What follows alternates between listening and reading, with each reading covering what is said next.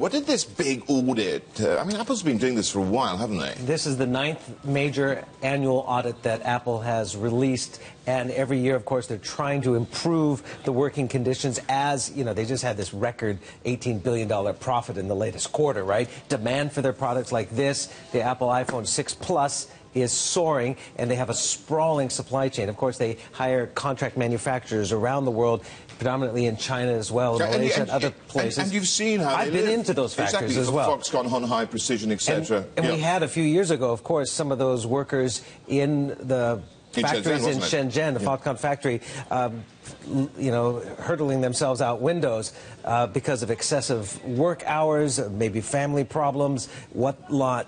Apple wants to make sure that when you buy an Apple iPhone 6, you're not buying one that was made by child labor or one that worked 80-plus hours a week, or materials from conflict regions like the Democratic Republic of Congo. So these are all kind of internal audits. This is the 9th, as I said. They conducted 633 audits covering 1.6 million workers in 19 countries. That's 182 more internal audits than the previous year. So it's becoming, I mean, demand is bigger and their supply chain is much bigger. But what they're doing now is they're going to ban this debt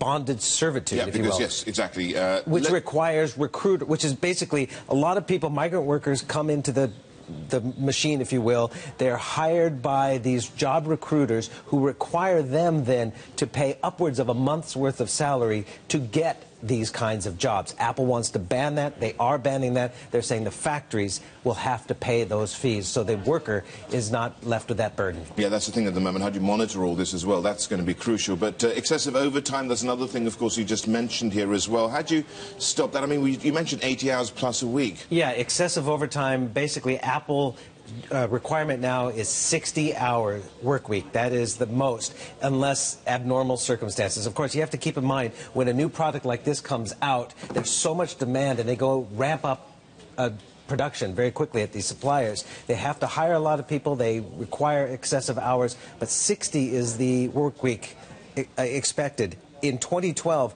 only 38% of Apple suppliers complied with that 60-hour work week maximum. Last year, 92% compliant. So they are seeing progress on that, according to this audit. Yeah, so they don't want people in bondage slavery making these, but they want people like you to be a slave to these, essentially. Well, that we are. That we are. But we shouldn't make light of it, no, we even though we did, because child labor is a big issue in Asia, of course, and, of course, these kids, if you will, who don't make much anyway, have to pay upwards of a month of their paltry salary to these job recruiters. I mean, you've been, when you went to Shenzhen and had a look around the facilities there, it was Foxconn, wasn't it? It was Foxconn, yes. Give us an idea how they lived. Well, of course, they lived in very cramped quarters. We have some video of our tour through the Foxconn factories. Also, you know, some of the workers, I talked to them, and they have to stand like this.